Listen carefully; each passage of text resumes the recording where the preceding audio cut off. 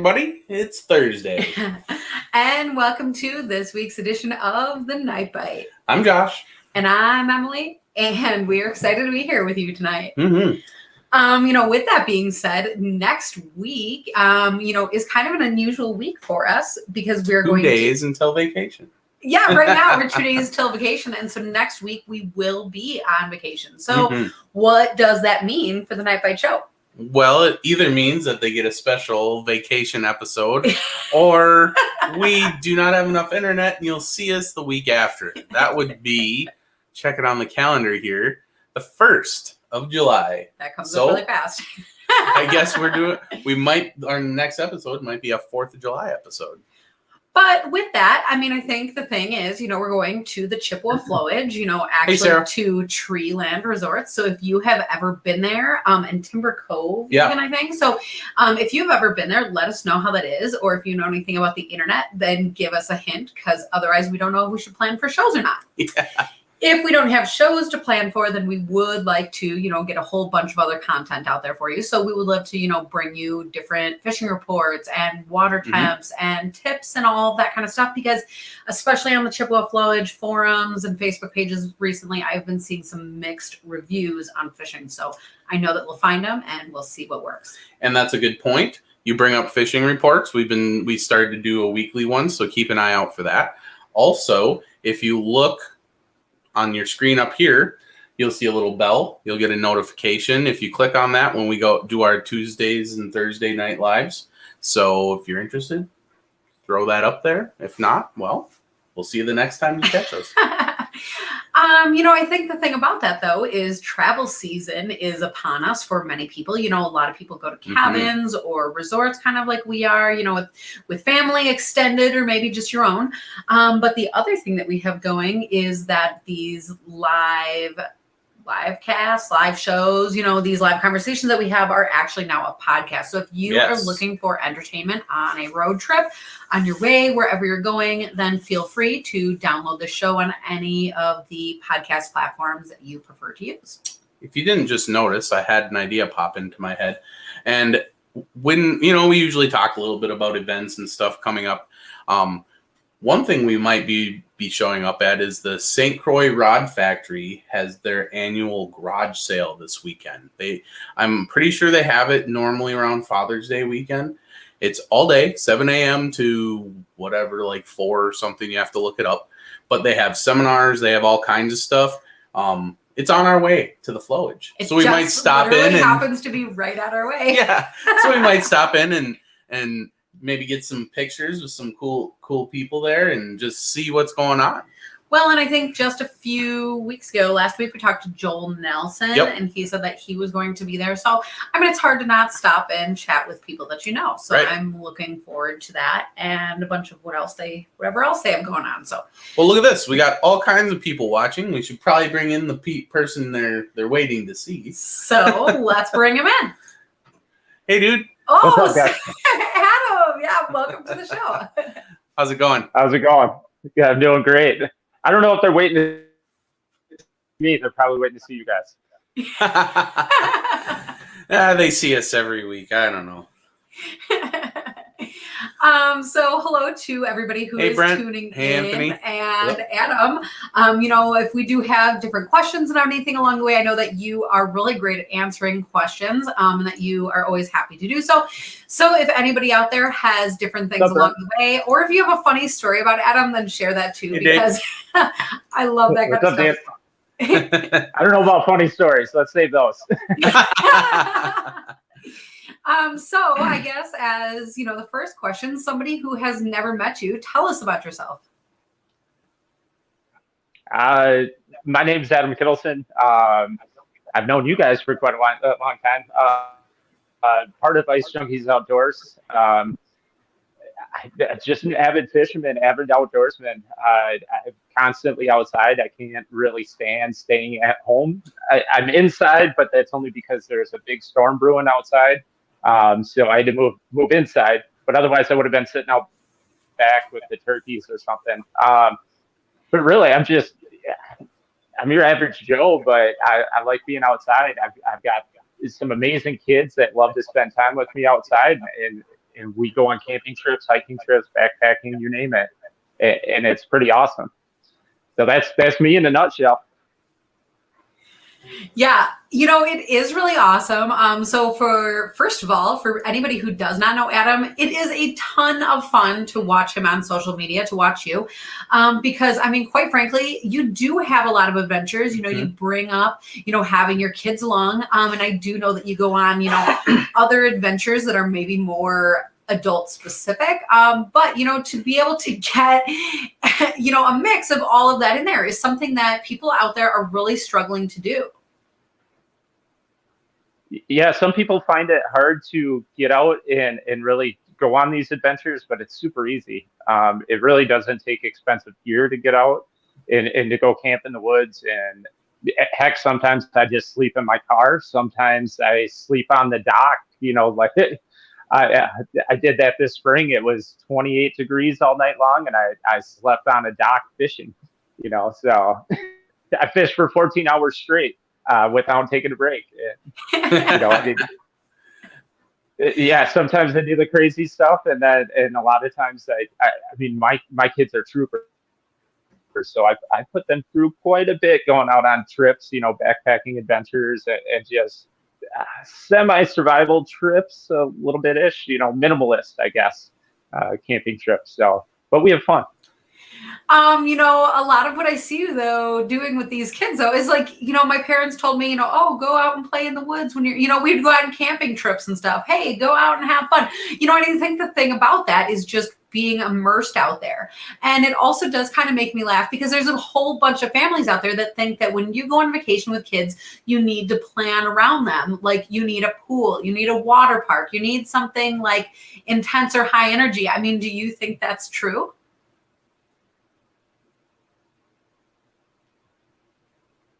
I'm sorry, it was breaking up, but I got the gist of the question.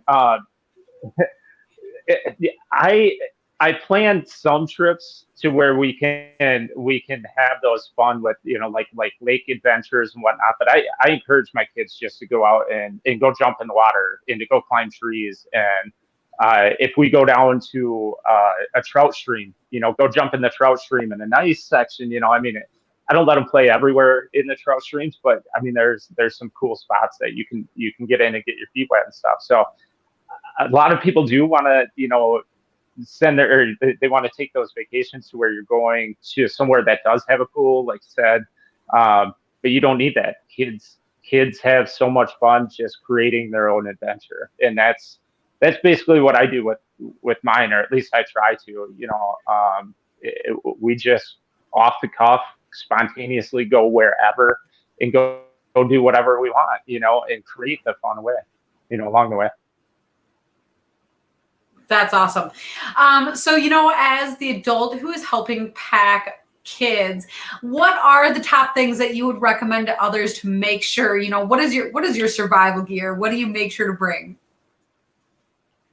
I bring plenty of snacks, whether it's, I'm making them something like dehydrated meals or whatever, but I always bring them snacks, no matter what adventure we're on. If we're going out on a lake, if we're going canoeing or kayaking or something like that, or on the boat, there's sun protection, nice UV resistant shirts and all that stuff, and sunscreen. If we're going in the woods, because we don't really stick to trails much, we try not to. We like just going in the deep woods. I have a whole set of different clothes for my kids that are covered in soy or permethrin, keep the ticks off of them. So it's just things to keep them protected. I always carry a first aid kit, that's just kind of one of those things that you have to do. And then you just teach your kids simple survival life lessons, Well, and I think, that's even a good point in itself, is I think so often parents are so concerned about the what ifs, or, if somebody gets hurt, but I think that's a thing is, first of all, hopefully trusting your kids enough, to not do something so stupid that they get hurt. But that happens too, and to be able to cross that bridge with them, I think that's a huge part of being a parent, coming prepared with a first aid kit, that can go a really long way. Mm-hmm. Yes, absolutely. But a lot of you can put trust in your kids, but you want to start them slow. I mean, my kids they use a lot of tools and stuff out in the woods that most kids don't ever get to use. My kids are trained with a knife. They use machetes out in the woods. Sometimes they use a hatchet. But the thing is, I'm still a hover parent when it comes to that, because I don't want to see any of them cut. I don't want to put Band-Aids on them, but you got to start them. You got to start them slow. You got to teach them the correct ways, how to respect everything. And that's the same way with just nature in general. It's not just using a knife or using a hatchet or a machete or something like that. You got to teach them respect for everything. And then that builds self-confidence in them. And then they grow and grow and grow and grow, So it makes it really easy in the long run. I mean, this is years of work with them. And it's turned out really cool, because we can go out in the woods and I can say, hey, who wants to start a fire? And then they go collect, the firewood and whatnot, and they'll start a fire. And without a lighter or anything like that, they can do it. So you just teach your kids slowly how to do it, and then they can figure it out, and then they respect everything that they use, and it becomes pretty easy. It becomes pretty easy is a great statement, though. That becomes part, because there is a lot of bumps in the road. But I mean, that's exactly the point, because if you do not cross those bridges along the way, you cannot just expect to bring, a teenage individual or a young adult out to do any of these things. You don't expect them to be able to keep up, if they've never experienced that. So especially if you're in a situation where you can give, the children or your youth that are with you, little tasks along the way and kind of warm them up to the process. That's definitely a way to go about it.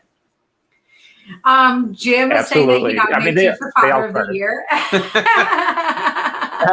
Thanks, Jim. Love you, brother. But those are all good points that Adam's making. I mean, as a kid that grew up kind of in the woods, funny story. I used to go with my grandpa to these things called rendezvous, and it's period dress up, kind of like cosplay thing. But those that rendezvous period, you do a lot of like flint and steel. You do there's a lot of like blacksmithing stuff, and that stuff carried over outside of that venue. And I was like burning socks in a coffee can to make my own tinder cloth to do flint and steel at home. But those are skills that I've refined over the years, and it's actually turned into lots of little skills that help me in my fishing, like stuff like pouring lead and like working with hooks and cutting wires and all of those things. Those are all skills that I learned out in the woods, and it just happened that I liked fishing the most, and that's what I've kind of built all around. But those skills do transfer into more than just wood skills. It's like a life skill type thing. Absolutely. It's definitely a life skill. I mean, everything that you teach them out there really does translate into life. It's respecting, tools. It's respecting people. It's really, it's all encompassing, basically. So you give them these little skills and you build upon it. You keep on going and going and going, and they turn out awesome. I mean, I don't know how else to put it, but, I mean, it really is everything. It's being in the woods, and it is the fishing stuff. I mean, even teaching kids the simple fishing stuff. I mean, I started mine really, really young with fishing, and for years they've been able to bait their own hooks. They've been able to, take their fish off, and they're working on tying the hooks. But that's fine. I can do that. And I started them really young, and my twins are only 8, and Elias is 9. So. Kids that can do that stuff, and I mean, they can operate bait casters. They can operate, they can use fly rods. So you just grow these skills when they're young, and they're sponges, and they soak it up, and they just keep going and going, and they grow with you, and it's really cool. And then they just become the best outdoors, partners ever. Well, I was gonna say, wait a minute. After all of this, I mean, I've seen you do mushroom hunting, this, that, and the, we're talking about fishing, we're talking about hiking, we're talking about camp.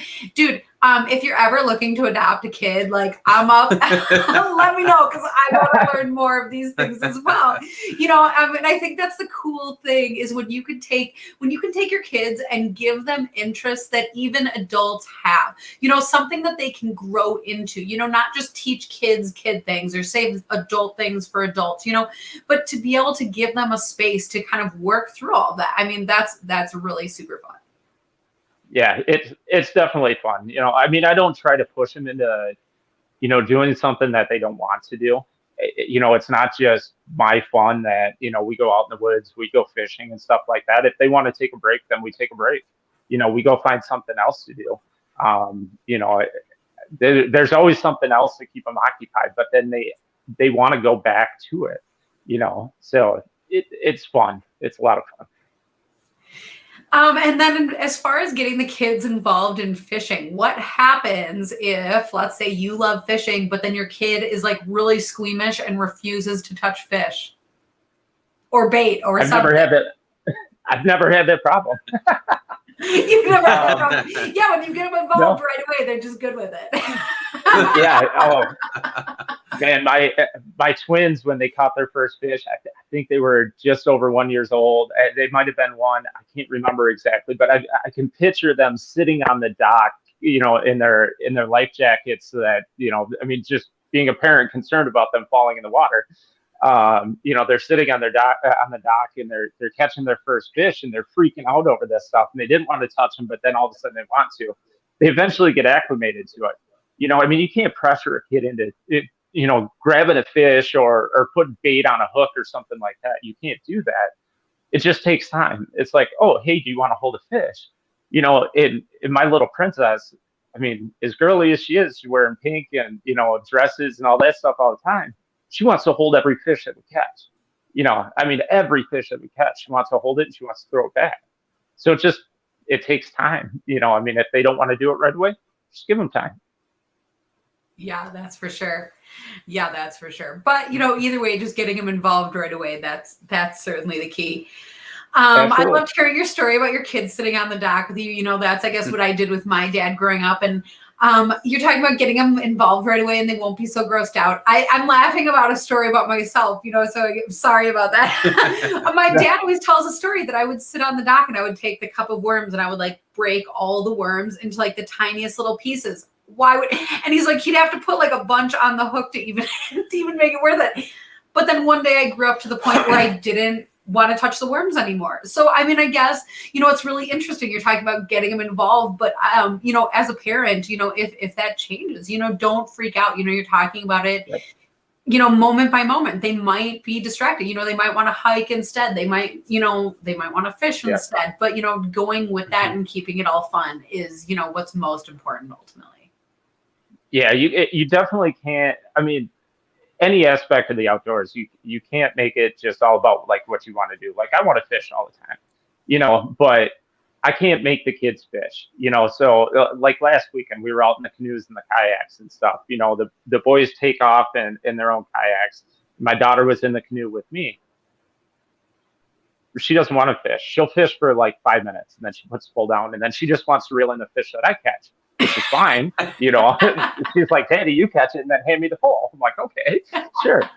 So it works. You can't make them fish. You got to give them breaks. You don't want them to be discouraged and not want to fish or not want to do any of the outdoor stuff that you're wanting to do. You just roll with it. There's no other way to put it. Just roll with it. Yeah, that's for sure. Well, and one of the things that I think that you just mentioned is, a little bit of kayak fishing. And I love the idea of having a kayak that's nice enough that you're saying you have your kid in there with you. Because if I get a kayak, I need it so that it fits my dog. But tell us a little bit about how you prepare as a kayak angler. Really, you got to focus on your core strength. As a kayak angler, you got to focus on your core. All your stomach muscles and your, lower body muscles and stuff like that. It's not, you're using the same techniques with casting and whatnot and setting hook. But what you're making sure you don't do is that you're not going to tip your kayak while you set the hook or while you cast. So you really got to focus on your core muscles. You're using all the same gear. You're doing exactly the same stuff, although you can go in shallower water, you can go into better bays and whatnot, with kayak. But you're focusing all of your strength on your core and tightening up your stomach muscles and whatnot. So really preparing for kayaking, like I always suggest people just go out and kayak first. If you're just getting into it, go out and kayak first and practice not tipping, because you don't want to tip and then all of a sudden lose all your gear. So just go out and paddle.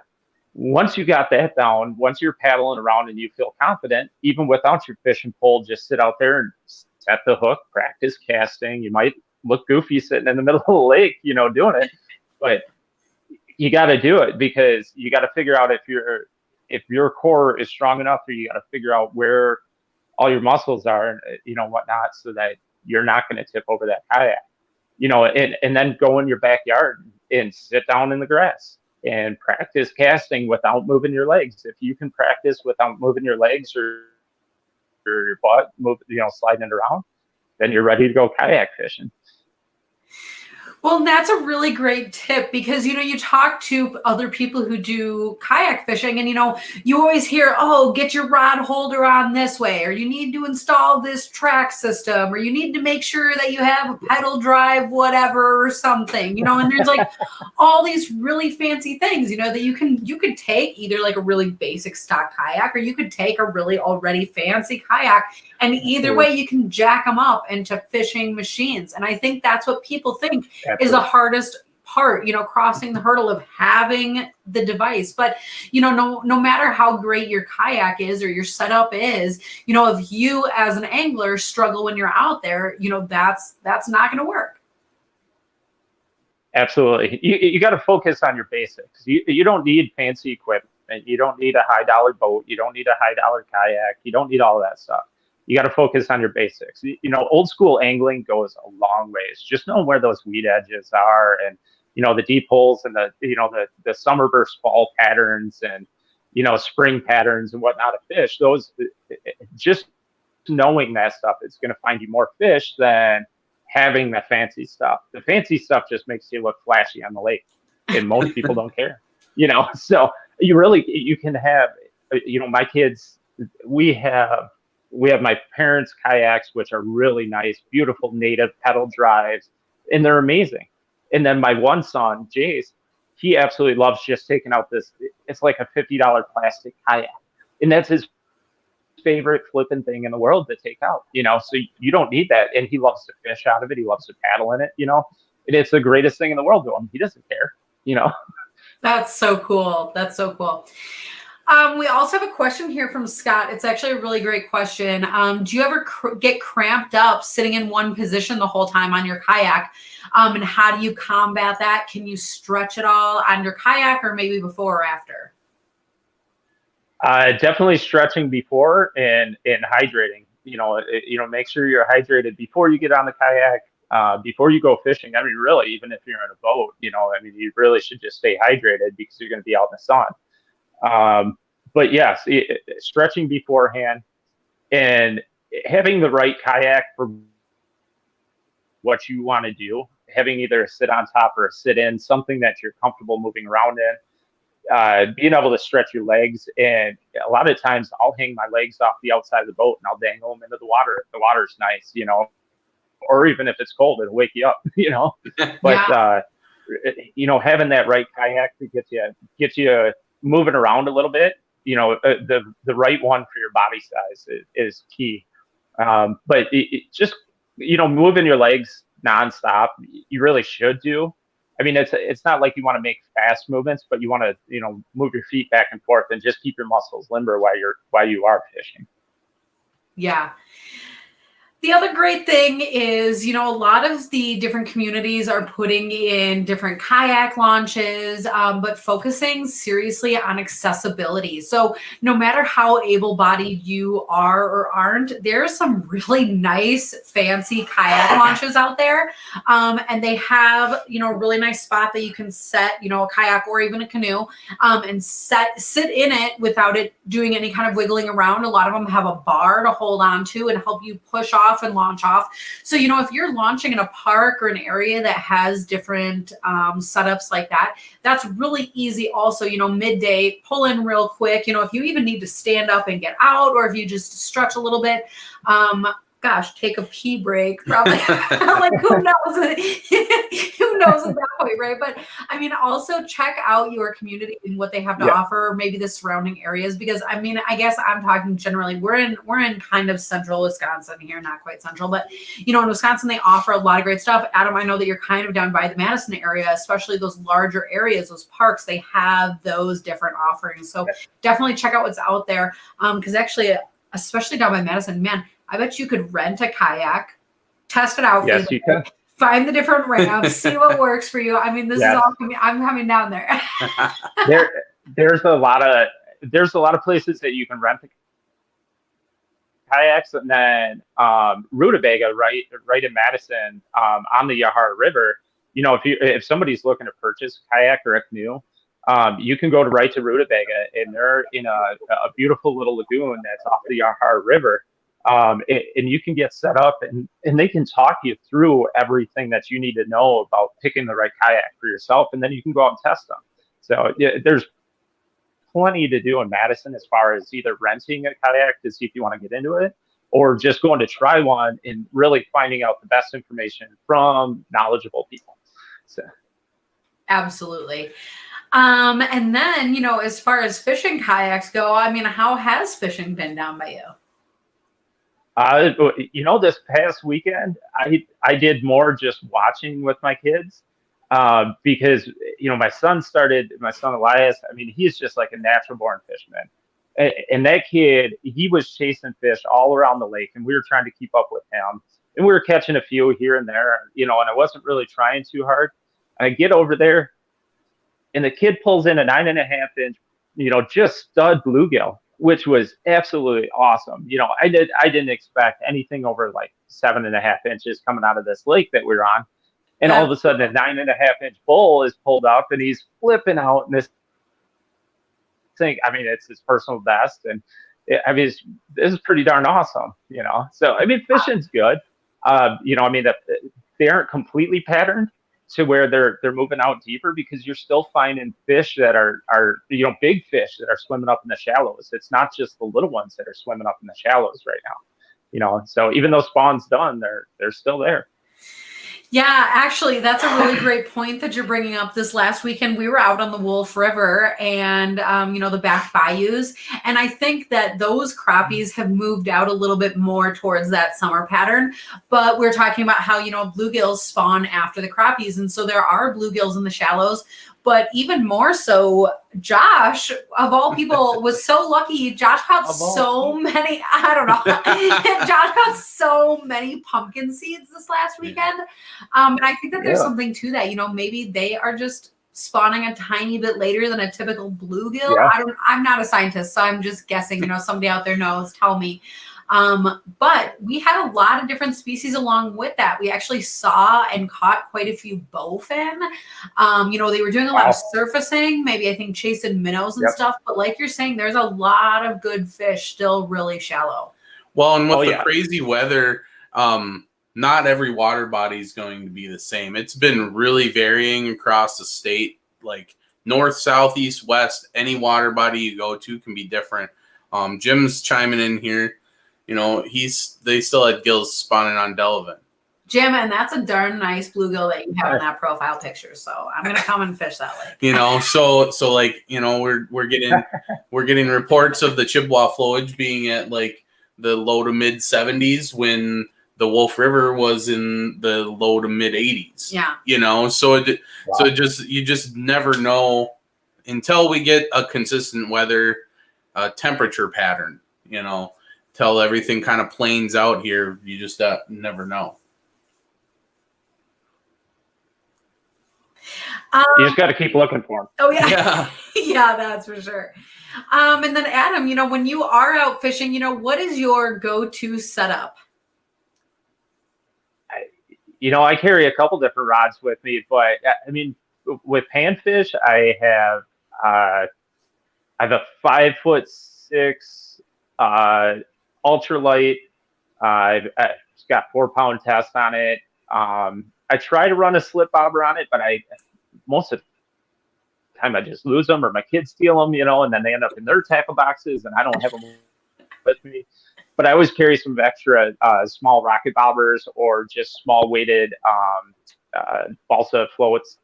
And then I still run. I consistently run 4mm ice jigs, tungsten ice jigs, various shaft lengths, or shank lengths on them. And then I constantly run plastics. I use IJO plastics nonstop all year. I try to keep my kids using those all the time, which they're very proficient in it, but we've got to give them live bait too. I'm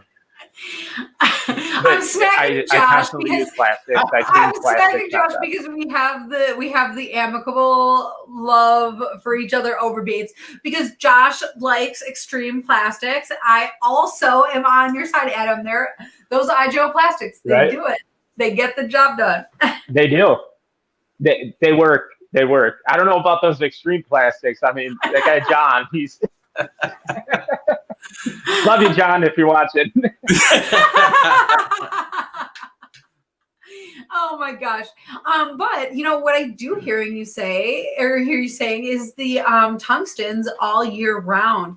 There are some places that are starting to stray away from using lead at all. And sometimes there is something about that slower fall of a lead jig. But I think that smaller profile of the tungsten does do a really great job year round. The tungsten works great, especially if you're using it under a bobber. If you're using a rocket bobber, or you're using a small, balsa float or something. I mean, they work great under that. If you're just straight vertical jigging, you can switch over to the lead. But as long as you're changing up your cadences, just like ice fishing, as long as you change up your cadences underneath a bobber, you're going to get them the hit. You just got to figure out what's your right cadence. Do you need to go a little faster, a little bit slower? Do you need to downsize your plastics? But you'll find them. So I just stick with my same tungsten jigs all the time. I love using my Widowmaker jigs. I've got a box full of them. Why not keep using them? Yeah, that's for sure. And then, do you have go-to colors for your jigs or plastics? Yeah, sometimes. I mean, it really depends. I'll always start out with a gold color jig. Always. Absolutely, I love the gold color jigs. And then I'll switch it up. When I go up north, I'll go to a purple jig, because purple just seems to work up there. Down here, it's more of the white. Anything in the white, or like a moldy white color, it seems to work better for me. But I always start with the gold. And then when I'm using plastics, I really don't go by the stain of the lake. I don't go if it's clear or if it's a dark colored lake. A lot of people do that, but I always start with my basics. I start with a white plastic. I like to use the small white Spider Monkey from IJL Plastics, and I'll start with that. And I'll go back and forth with different ones. I'll switch up and I'll go up to a bigger profile with a Money Bug, but then I like to go with like the Slimer green color, which I named. Whoop, whoop. I named a few years ago.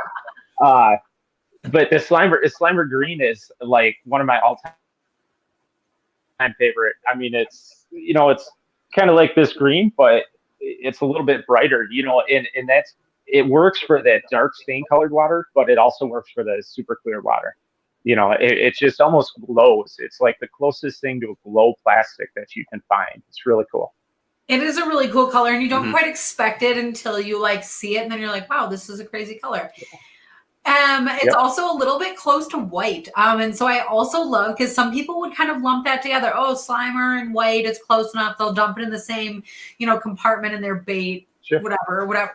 But I think they are very different. I do use them different, just like you're saying. I love hearing that you are using those different, really small bug shapes, throughout the year, because sometimes I get really stuck using that kind of winter only.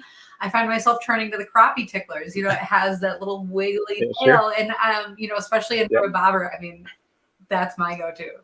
The crappie tickler is great. I mean, especially under a bobber when you're casting those deep weed edges, that thing it is deadly, you know. But and then I like to change it up because a lot of times I don't like looking at a bobber, even if I'm pulling it back and creating that cadence, you know, underneath the water and stuff.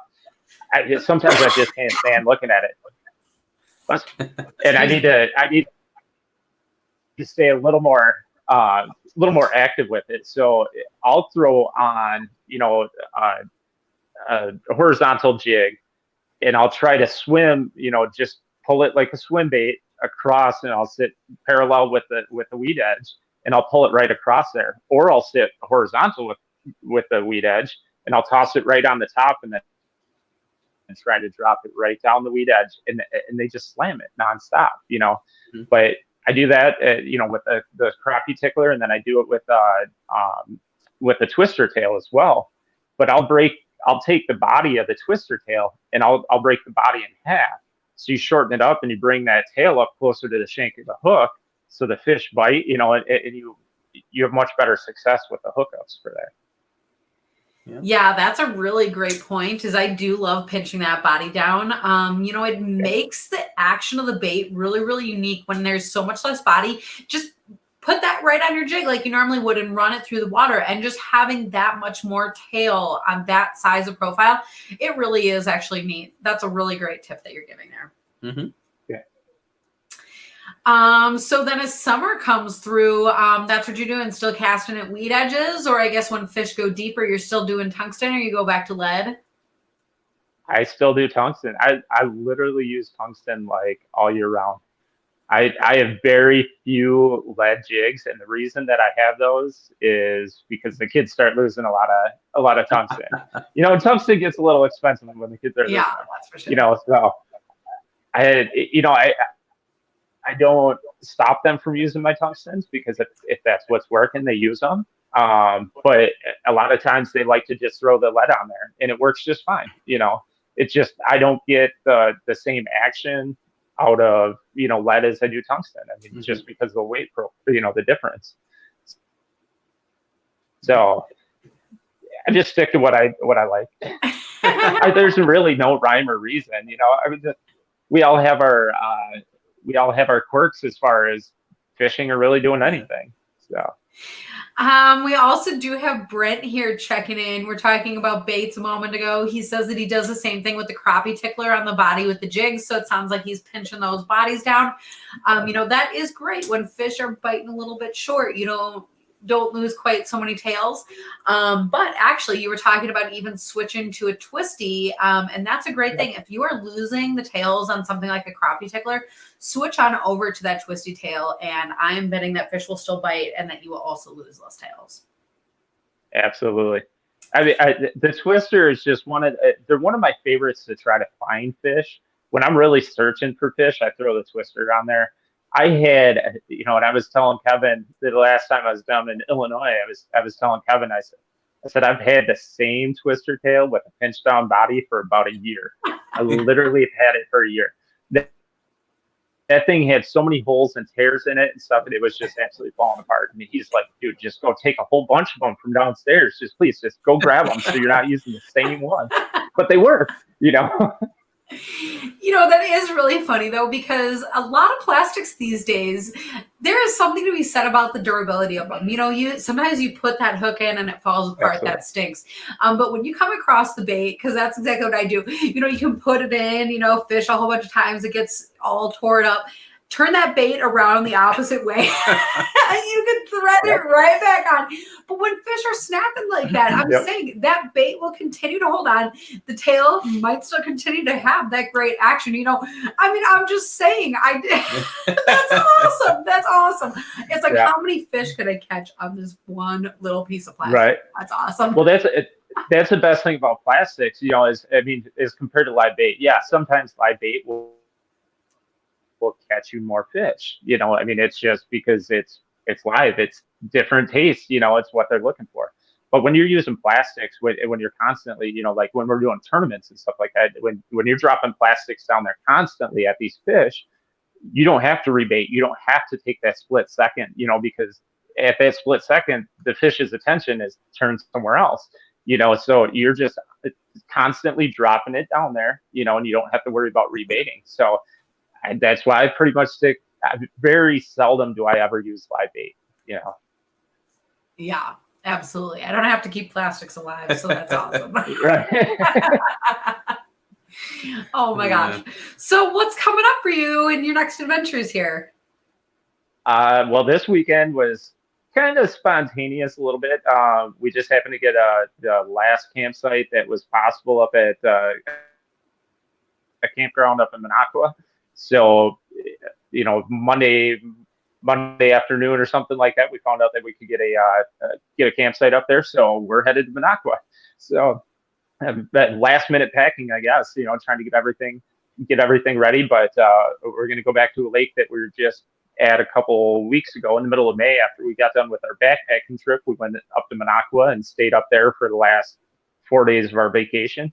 So we're going to go back up there, and the kids absolutely love that place. And who knows, I'm pretty spontaneous with my trips. I don't plan them a year in advance. We just kind of go wherever the wind takes us.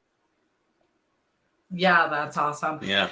And then certainly it seems like a long way away now, but then as ice season comes up, there's a whole bunch of events and things that go on then, tournaments then as well. And I know that you're the IJO tournament. Yeah. So tell us, can you? Yeah. Yeah. Tell us a little bit about that. So the IJO tournament is I put you on the other spot, day. sorry. Oh, no, that's fine. The IJO tournament was announced the other day. It is only a 40-team tournament with $1,000 being paid out to first place. I think it's like $600 for second place, and it goes all the way down through 10th place. I think like 6th through 10th place get $100, which is basically your registration money back. But it's going to be on a phenomenal lake up north. I've seen some absolute toads pulled out of that lake. So it's a really cool tournament. It's January 22nd. And the tournament's like 8 a.m. to 2:45, I think, is weigh-in, or 2:15, something like that. All the rules and everything and all the information to get registered is on Ice Junkies Outdoors. If there's people watching that aren't part of Ice Junkies Outdoors, they should jump on and join.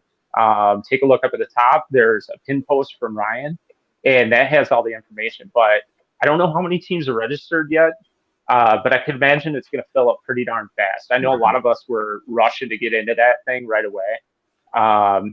And it's going to be awesome. I mean, it's going to be a great time with just everybody that's there, for one. But as far as the tournament setting goes, I mean, that's $1,000 cash paid out right away. That's pretty awesome. In the other prizes, second, third, fourth, fifth, all that stuff, they're pretty darn good prizes, as far as cash goes.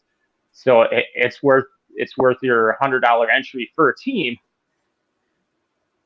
It's $50 a person, but it's $100 for a team. That's pretty darn good. Yeah. Oh yeah, that is. Yeah. A lot of fun. Yeah.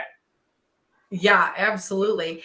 And I know the cool thing about Ice Junkies, they do, their yearly meet and greet. They've done a lot of huge donations in the past, to area lakes and organizations and all that kind of stuff.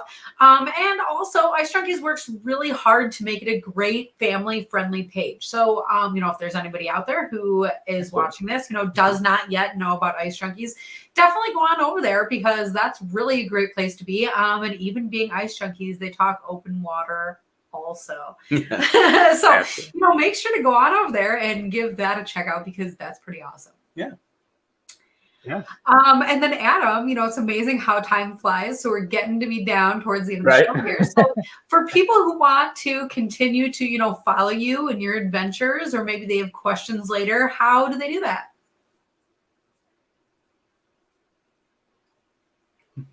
But you could, your audio is breaking up. Oh, I got the gist of it. You won't tell us. Right.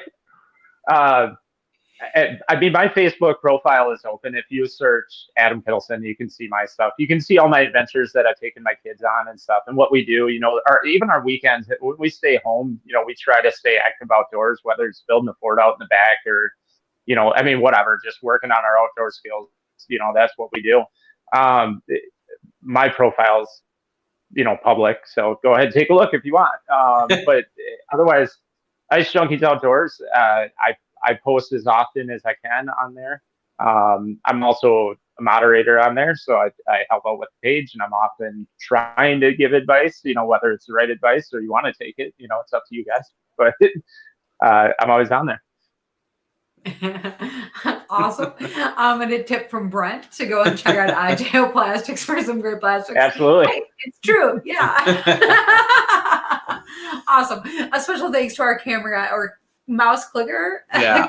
Extreme Plastics. Thanks, Josh. Connoisseur. Yeah. Thanks for putting that up there. It takes all kinds. Oh my goodness. So I guess to those of you who have tuned in with us, thank you for being here. Again, It's okay, Brent. I have all kinds of stuff in my box. It's not just extreme plastics. I actually have plastics from Poland in my box. So oh my gosh. Cool. But anyways, for the people at home, we don't totally know what next week is going to look like, because being out in the Chippewa Flowage, we're going to have to see what our internet is like. So we will see how much we'll be able to bring to you next week, or if we have to pre-record things and then put it out or whatever. But otherwise, we were saying that the Thursday after that is already July 1st. So come and join us then. Either way, that'll be a great time.